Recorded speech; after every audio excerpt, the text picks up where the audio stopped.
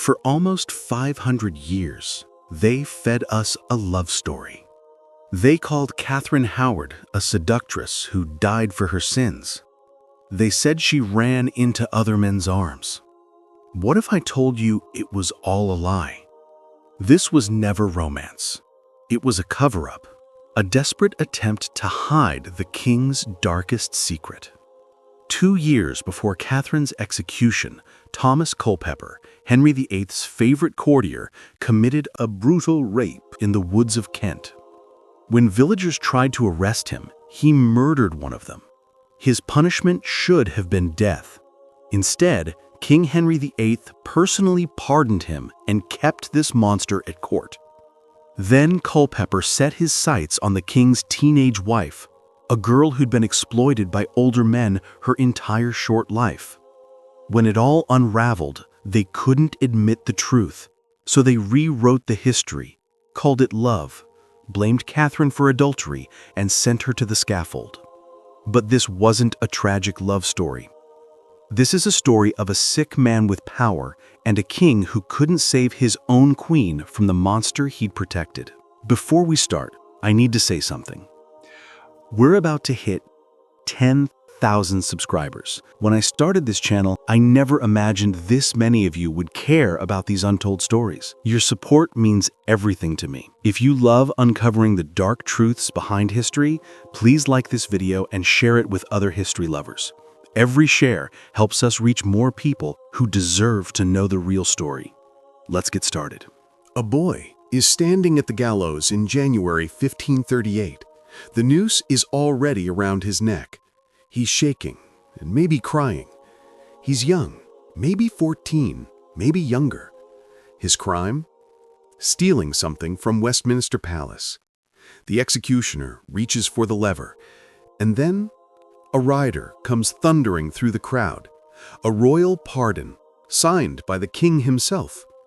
The boy lives. But here's the question nobody asked that day. Why would Henry VIII, the most powerful monarch in Europe, personally intervene to save a servant boy accused of petty theft? The answer was standing in the crowd, watching. Thomas Culpeper, 23 years old, handsome enough to make heads turn, charming enough to make the king laugh, and already learning a dangerous lesson. If you're loved by Henry VIII, you can get away with anything, even murder. To understand how powerful Thomas Culpeper really was, we have to go back to November 1537. Hampton Court Palace is buzzing. There's a new face among the gentlemen of the Privy Chamber, the most exclusive club in England. Only a handful of men get to serve here. They sleep near the king's bedchamber. They dress him in the morning. They play cards with him at night. They know his moods, his secrets, his fears. They're closer to Henry VIII than his own family. Thomas Culpeper has just joined their ranks. And Henry? He's immediately smitten. Not romantically, no. But in that way, aging men sometimes fixate on younger ones who remind them of their lost youth. Culpeper is everything Henry used to be. Athletic, energetic, full of life. The king is 46 now. His body is betraying him. There's an ulcer on his leg that won't heal. It weeps constantly, smells of decay. He's gaining weight rapidly. His temper, always dangerous, now swings wildly between jovial and murderous. But when Culpeper is in the room, Henry feels like himself again. So the gifts start flowing. June 1538, keeper of the armory for the king's body. More money, more access. September 1539, he takes on several roles in Penshurst Place. Keeper of the manor, keeper of the estates, and the land keeps coming. Kent, Essex, Gloucestershire, Wiltshire. Old monastery lands, seized during the dissolution of the monasteries, are handed out like favors at a feast. Quick, easy, reckless. The rewards don't slow, they stack, they spread. Culpeper is 25 years old and already wealthy beyond imagination. And he knows exactly why. The king loves him, which means the king will protect him, no matter what he does. Somewhere in Kent, in the spring of 1540, a woman is walking through the woods. She's the wife of a parkkeeper, a man who manages the deer and game on royal hunting grounds. Maybe she's collecting herbs. Maybe she's taking a shortcut home. She doesn't hear them coming until it's too late. 4 men on horseback, or maybe 5. They surround her. One of them dismounts. Thomas Culpeper. What happens next? I need you to really understand this. This isn't speculation. This isn't a rumor. This is documented in a letter written by Richard Hills, a London merchant, in May 1542. He's reporting the news to a Swiss reformer named Heinrich Bullinger. Hills writes that Thomas Culpeper violated the wife of a certain parkkeeper in a woody thicket. Violated. That's the word he uses. But he doesn't stop there. He adds a detail so horrifying it's almost impossible to process. While horrid to relate, 3 or 4 of his most profligate attendants were holding her at his bidding. Listen to it again. Culpeper ordered his servants to hold her down while he assaulted her. This wasn't a crime of passion. This wasn't a moment of madness. This was calculated, deliberate, evil. His servants followed orders. They held a screaming, struggling woman in the dirt while their master attacked her. And when it was over? When will they finally let her go? She ran screaming for her life. But she wasn't the only one who heard her screams. Villagers came running. Local men who knew the woman, who knew her husband. They saw what had happened. They knew who did it. And they decided to do something about it. They tried to apprehend Thomas Culpeper. Think about how brave that was. This wasn't just any criminal. This was a gentleman of the king's privy chamber, one of the most powerful men in England. Arresting him could mean their own deaths, but they did it anyway. They surrounded him. They tried to bring him in for justice. And Thomas Culpeper killed one of them. Hills reports it plainly. Culpeper committed a murder which he'd committed in his resistance to them when they first endeavored to apprehend him. One of those villagers, a man trying to protect a victim, died at Culpeper's hands. But the others didn't give up. They overpowered him. They delivered him into custody. Finally, justice would be served. Right? Wrong. July 12, 1540. The Court of King's Bench at Westminster. The official records are dry, bureaucratic, but if you know how to read them, they tell a chilling story. Thomas Culpeper of London Junior Esquire was handed over to Sir Francis Bryan and Sir Richard Long, trusted men of the king's household. He's been charged with a crime in Kent, a serious crime. So serious that Bryan and Long are bound for £100 each, a fortune, to ensure Culpeper appears in court by November. Culpeper himself is bound for £200. If he doesn't show up, that money is forfeit. November comes. Thomas Culpeper doesn't appear, but someone else does. A royal attorney named William Tusser. He presents a document to the judges, a signet warrant, signed by King Henry VIII himself. The charges are dismissed. Just like that, a rapist and murderer walks free. And here's what makes it even worse. Culpeper wasn't the only one involved. The court records mention Lord William Howard, Catherine Howard's own uncle, along with several other gentlemen, all bound in recognizances of £200 each. Whatever happened in Kent in May 1540, it involved multiple men from the king's inner circle. And Henry covered it all up. Now, I want you to think about what this meant for everyone else at court. You're a young woman, maybe a lady-in-waiting, maybe a servant, and you see Thomas Culpeper walking through the palace corridors, smiling, laughing with the king, receiving honors and estates. You know what he did. Everyone knows it. It's whispered about in corners, behind closed doors. But nobody can touch him because the king loves him more than he loves justice. Going against him isn't just dangerous, it's unthinkable. One look, one word could seal your fate. No one dares defy a man the king adores. What do you do if Thomas Culpeper decides he wants you? Her name was Catherine Howard. When we first meet her in this story, she's about 15 years old, maybe younger. Let me tell you about her childhood because it matters. It explains everything that comes next. Catherine was born around 1524 or 1525. We don't know exactly. She wasn't raised by her parents.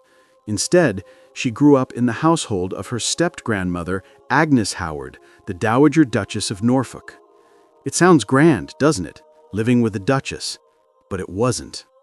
Agnes Howard's house was chaotic. Dozens of young people living together. Girls, boys, servants, musicians, secretaries. Minimal supervision. And Agnes herself? She cared about exactly one thing: making sure the Howard family girls were beautiful enough to attract wealthy husbands. Morality? Safety? Those were secondary concerns.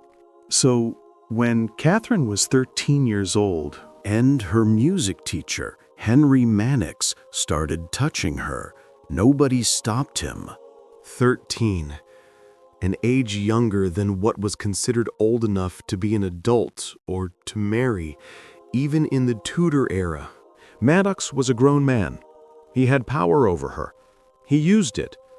And when it came out later, during the investigations in 1541, Catherine herself said that their relationship had been physical, that he'd assaulted her. But at the time, Agnes Howard's only concern was that it might damage Catherine's marriage prospects. So Mannix was dismissed quietly, Catherine was scolded, and everyone moved on. Except Catherine, who now understood something crucial. Men could do whatever they wanted to her, and nobody would help. When she was 15, another man entered her life. Francis Durham, a secretary in the Duchess's household, late 20s, maybe early 30s, confident, assertive. He pursued Catherine aggressively. People at court later said they seemed happy together. They walked arm in arm. They laughed. At night, Durham would sneak into the dormitory where Catherine and the other young women slept. They'd be together for hours. Some historians describe it as a relationship. Perhaps Catherine liked him or hoped for a real connection. They might even have had a pre-contract, a promise to marry that was legally binding in Tudor England. But other historians, like Josephine Wilkinson and Lucy Worsley, say she had no choice. When you're young and living in a household where older men have all the power, what does choice even mean? Durham's relationship with Catherine ended abruptly when her music master, Henry Mannix, sent an anonymous letter to the Dowager Duchess. The same Mannix who had abused her before warned the Duchess to visit Catherine's bedroom half an hour after she went to bed, adding, "You shall see that which shall displease you." Agnes Howard stormed into the dormitory, found them together, and lost her mind. Not because Catherine was being exploited. Historian David Starkey notes it was her looks, not her morals, that mattered most. Durham was sent away to Ireland. Catherine was told to be more careful with her beauty. And that was that. Or so everyone thought. Late 1539, Catherine Howard arrives at the royal court. She's been appointed as a maid of honor to Anne of Cleves, Henry VIII's fourth wife. It's supposed to be an honor, a chance for a girl from the Howard family to make connections, maybe find a good husband. Catherine is still young, still naive. People at court describe her as little sweet fool. Sweet, foolish, harmless. She has no idea what's about to happen to her. Henry VIII sees her, and he wants her. It happens fast. By spring 1540, Henry has decided that his marriage to Anne of Cleves is unbearable. He has never consummated it. He finds Anne physically unappealing. He wants out, and he wants Catherine Howard. The annulment is rushed through. Anne, sensibly, doesn't fight it. She accepts a generous settlement, keeps her head, and lives a comfortable life in England for another 17 years. On July 28, 1540, less than 3 weeks after the annulment, Henry marries Catherine. She is 17 years old. He is 49. Do the math on that. When Henry was born, Catherine's parents hadn't even been born yet. And this isn't a handsome, athletic 49. This is a man whose leg wound is so infected that his servants have to change his bandages multiple times a day. A man so large that he can barely walk. A man whose mood swings terrify everyone around him. Catherine is now married to him. For life. Unless he decides to kill her or divorce her, of course. Which, as the court knows, is always a possibility. But Catherine's past wouldn't stay buried. Remember Francis Derham, the man who'd been sent away to Ireland after the Dowager Duchess discovered him with Catherine? He came back. Sometime in 1541, Derham returned to England, and somehow he ended up in Catherine's household as her private secretary. How did that happen? Catherine later claimed she didn't want to hire him, but he came with a recommendation from the Dowager Duchess. And Derham himself likely made it very clear. He knew about her past. He knew things that could destroy her. This is blackmail. Pure and simple. Derham understood the power he had. If he revealed that he and Catherine had been intimate before her marriage, it could mean her death. So Catherine gave him a position, paid him, kept him close. But Derham couldn't keep his mouth shut. He started talking, bragging even, dropping hints to other members of the household about his past with the Queen, making suggestive comments. Some historians believe he was trying to leverage his knowledge for more money, better positions, and greater influence. Others think he was just arrogant, confident that Catherine would never dare expose him because it would expose her too. Either way, he was playing a dangerous game. The very thing Catherine feared most, her past being exposed, was now real. And someone was watching, taking notes, waiting for the right moment to strike. Thomas Culpeper watched all this happen from his privileged position in the Privy Chamber. He'd been at court when Catherine first arrived. He'd seen her serving Anne of Cleves. He'd probably spoken to her casually. They were distant cousins, after all, related through her mother's side. And he knew about Francis Derham. Court gossip spreads like wildfire, especially among the king's inner circle. The whispers about Catherine's past, her relationship with Derham before her marriage, were circulating through the corridors of Hampton Court. Thomas Culpeper heard them, and he saw an opportunity. Here was a young queen, inexperienced, vulnerable, already compromised. She had a secret that could destroy her. She was surrounded by men who knew that secret and were using it against her. Maybe Culpeper thought she was an easy target, a girl who'd already been with other men, so why not him? A queen who was already being blackmailed, so she wouldn't dare refuse another powerful courtier. Maybe he thought, if she gave in to Derham, she'll give in to me. It's the logic of a predator, finding the wounded prey, the one already isolated from the herd. Then Catherine became queen. 17 years old, terrified, trapped, and Thomas Culpeper decided he wanted her. Here's what Lady Rochford, Jane Boleyn, who would later arrange their secret meetings, testified during the investigations. Catherine initially resisted Culpeper's attention. She said, "Will this never end?" She asked Lady Rochford to bid him desire no more to trouble me or send to me. Those aren't the words of a woman in love. Those are the words of someone being harassed by a man who won't take no for an answer. But Culpeper was persistent. He kept sending messages, kept finding excuses to be near her, kept pushing. And Catherine? What was she supposed to do?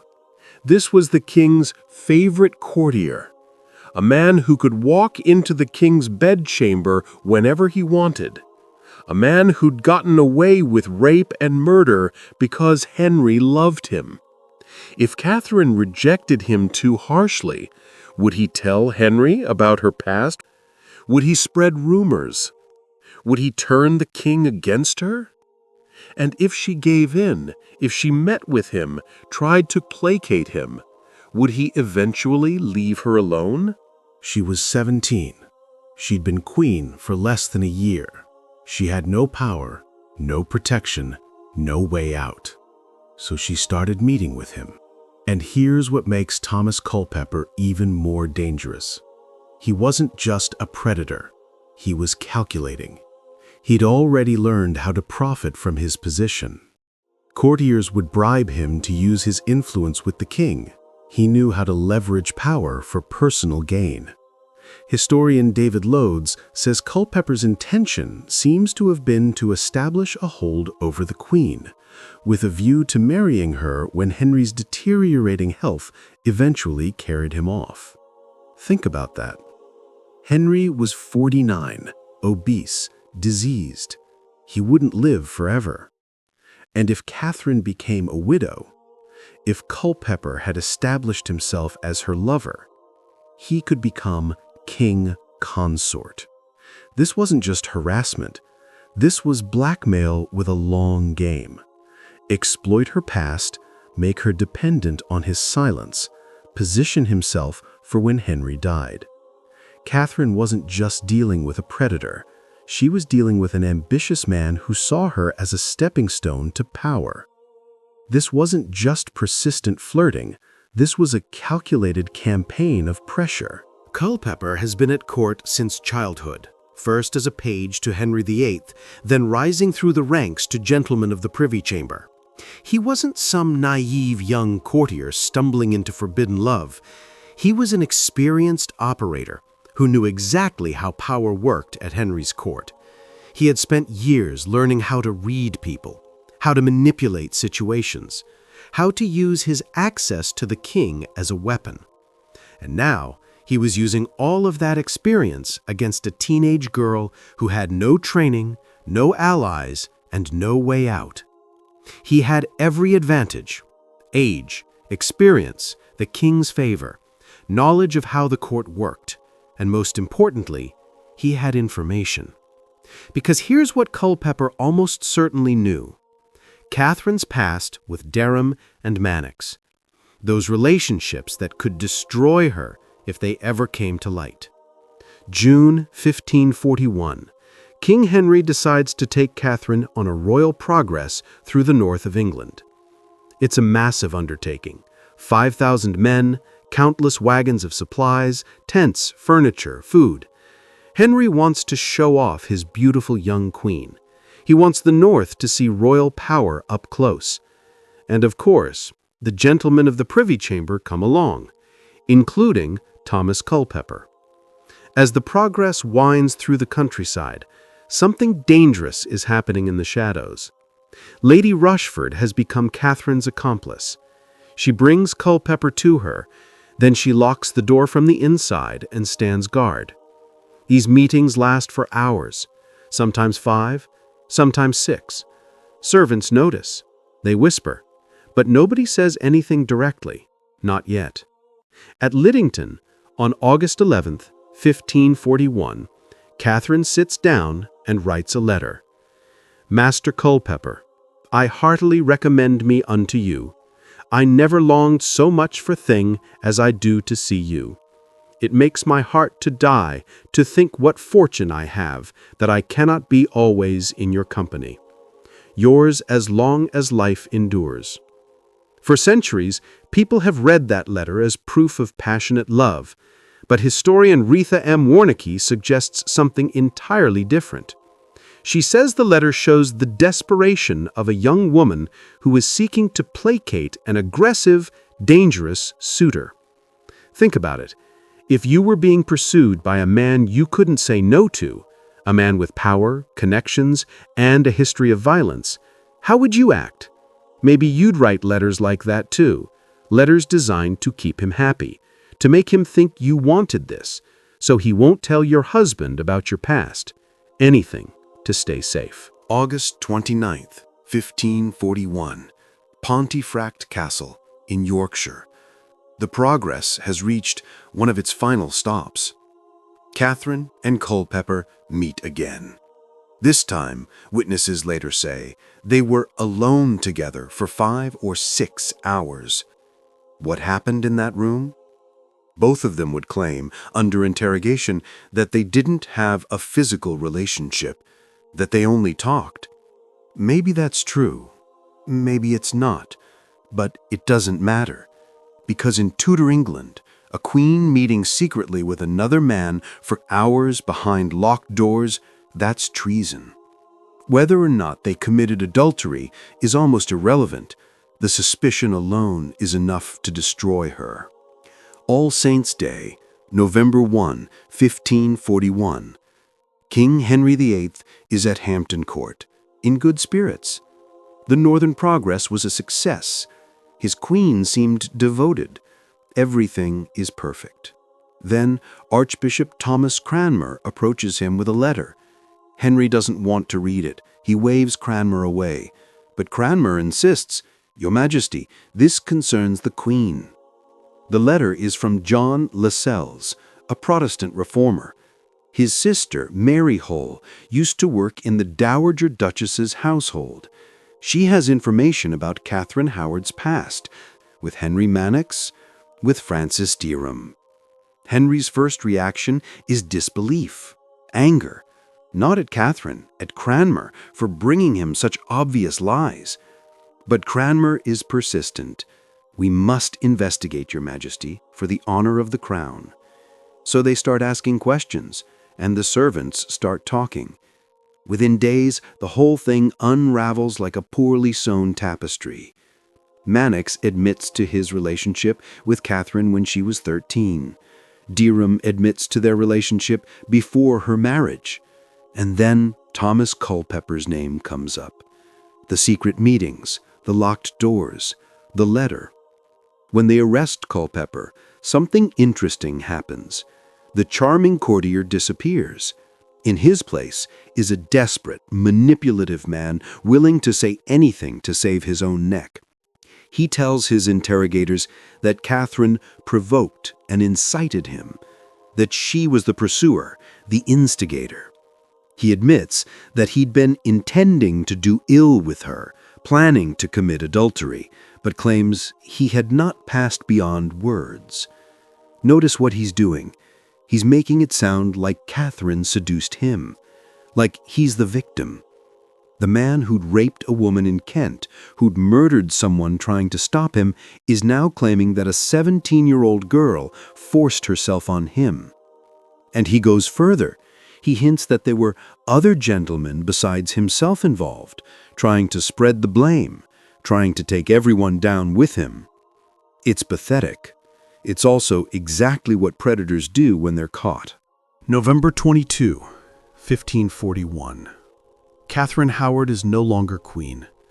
She's stripped of her title. She's no longer Her Majesty. Now she's just Catherine Howard, a traitor. They move her from Sion Abbey to the Tower of London. the same fortress where her cousin Anne Boleyn spent her final days. Lady Rochford is arrested too. Francis Derham's already in custody. They're torturing him now, trying to get more information about his relationship with Catherine years ago. The trials are set for December 1st. December 1, 1541. Westminster Hall. Thomas Culpeper and Francis Derham stand before the judges. The charges? Treason. Plotting to commit adultery with the Queen. The evidence? Witness testimony. Catherine's letter. The secret meetings. The verdict is delivered quickly. Guilty. Both men are sentenced to the full traitor's death, hanged, drawn, and quartered. But then Culpeper does something audacious. He petitions the king for mercy, not the full traitor's death, something faster, cleaner. And Henry shockingly grants it. His favorite gets special treatment, one last time. Francis Derham gets no such mercy. December 10th, 1541. The sun hasn't fully risen when they drag Thomas Culpeper and Francis Derham from the tower. They're tied to wooden hurdles behind horses. It's humiliating. Lying on your back, staring up at the sky, feeling every bump and jolt as the horse drags you through the streets of London. People line the roads to watch. Some jeer, some pray. The destination is Tyburn, the public execution site. Normally noblemen are executed privately at Tower Hill. Quick, dignified, away from the crowds. But the Privy Council wants these deaths to be notable, a warning to anyone else who might think about betraying the king. So, Tyburn it is. The gallows rise against the pale winter sky like a skeleton. Thomas Culpeper is brought forward first. There's no execution block. He kneels in the mud beside the gallows. The crowd watches silently. Some people are probably thinking, what a waste. Such a handsome young man, ruined by love. They don't know about the parkkeeper's wife. They don't know about the murder. They don't know that the king covered it all up. The executioner raises his axe. One stroke, Culpeper's head falls into the mud. His body slumps. Blood pools around him. He was 27 years old, and the crowd probably thinks that's the end of it. Tragic, sad, but over. Then they bring forward Francis Derham, and the crowd realizes this is going to be different. The executioner places a noose around Derham's neck. He's hauled up onto the platform. The rope tightens. His feet leave the ground. He kicks, struggles. His face turns red, then purple. But before he loses consciousness, before death can claim him, they cut him down. He collapses onto the platform, gasping, choking, barely aware of what's happening. And then the real horror begins. They castrate him. The smell of burning flesh drifts over the crowd. Some people turn away. Others watch, transfixed. Next, the executioner takes a knife and slices open Derham's abdomen. He reaches inside and starts pulling out his organs, hand over hand, like rope. Derham is still alive for this, still conscious. Finally, they behead him. And even then, it's not over. His body is hacked into 4 pieces, quartered. The crowd is silent now. Even the vendors have stopped shouting. This isn't just an execution. This is a message. Both heads, Culpeper's and Derham's, are carried to London Bridge. They're mounted on pikes above the gateway. There they'll stay for months, rotting. A warning to everyone who crosses the bridge. This is what happens when you betray the king. But here's the question nobody asks. Why did Derham suffer so much more than Culpeper? Derham's relationship with Catherine happened before she was queen. before she even met Henry. He had no way of knowing she'd become Henry's wife someday. Culpeper pursued Catherine after she was married to the king. He wrote her letters. He met with her in secret. He planned to, quote, do ill with her, by his own admission. And yet Culpeper got the easy death. One stroke, quick, over. Derham got the full nightmare. Why? Because even in death, favoritism matters. Even when Henry VIII was furious, when he felt betrayed, when he ordered executions, he still protected Thomas Culpeper, just a little bit. One last mercy for his favorite. 3 months pass. February 13th, 1542. The Tower of London. Catherine Howard wakes up on the morning of her execution. She's 19 years old, maybe younger. The night before, she asked for the execution block to be brought to her room. She wanted to practice, to make sure she'd lay her head down correctly, to make sure she wouldn't embarrass herself in her final moments. Think about that. A teenage girl, alone in a cell, practicing her own death. The execution is private. No crowds. Just a handful of official witnesses. Catherine walks to the scaffold steadily. She's wearing a black damask gown. Her hair is pulled back. She makes a short speech. She admits she deserves death, because that's what you're supposed to say. She asks people to pray for the king. Then she kneels, places her neck on the block. The axe falls. Immediately after, Lady Rochford is executed too. Both women are buried in the chapel of St. Peter ad Vincula, inside the tower. Anne Boleyn is already there, in an unmarked grave. The Howard women, reunited in death. So what's the real story here? For centuries, people have told it like this. Catherine Howard was a foolish girl who couldn't resist temptation. She had an affair with Thomas Culpeper, a handsome courtier, and paid the ultimate price. But that's not the truth. The truth is that Catherine Howard was abused at 13 by Henry Mannix. She had a complicated relationship with Francis Derham at 15, possibly consensual, possibly coercive, definitely inappropriate given the age and power difference. At 17, she was married to a 50-year-old king who was obese, diseased, and violently temperamental. And then Thomas Culpeper, a man who'd raped a woman 2 years earlier, a man who'd murdered someone trying to stop him, a man protected by the king himself, decided he wanted her. She said no. Will this never end, she begged. But he wouldn't stop. He was persistent, aggressive, dangerous. And when they were caught, he blamed her, called her the seducer, painted himself as the victim. This wasn't a love triangle. This was a teenage girl trapped between predators. And when it all crashing down, she was the one who lost her head. Thomas Culpeper got his mercy. One quick stroke. Francis Derham suffered for crimes that happened before Catherine was even queen. But Catherine? She died calling herself a sinner. There's one more person in this story I want you to remember. One who never gets justice. The park keeper's wife. We don't know her name. We don't know what happened to her after the rape. We don't know if she had children who saw their mother broken.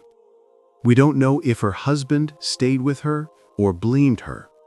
We don't know if she lived the rest of her life in fear, seeing Thomas Culpeper's face in every shadow. We know nothing about her, because in Tudor England, women like her didn't matter. She was violated by a member of the king's inner circle, and when justice tried to intervene, her attacker murdered someone and walked free, because the king loved him. That's the real horror of this story. Not the executions, not the scandal, but the fact that powerful men could do terrible things, get away with their crimes, and stay free long enough to commit even worse ones. Thomas Culpeper knelt in the mud at Tyburn because he pursued the king's wife, not because he raped a parkkeeper's wife, not because he murdered a villager. Those crimes were forgiven. It was only when his actions embarrassed Henry VIII that he finally paid a price. And even then, he got the easy death. But here's what Henry VIII never understood. If he had given that parkkeeper's wife justice in 1540, if he had executed Thomas Culpeper for rape and murder as he deserved, his own wife would never have felt unsafe in his own palace. Henry was a king. He had absolute power.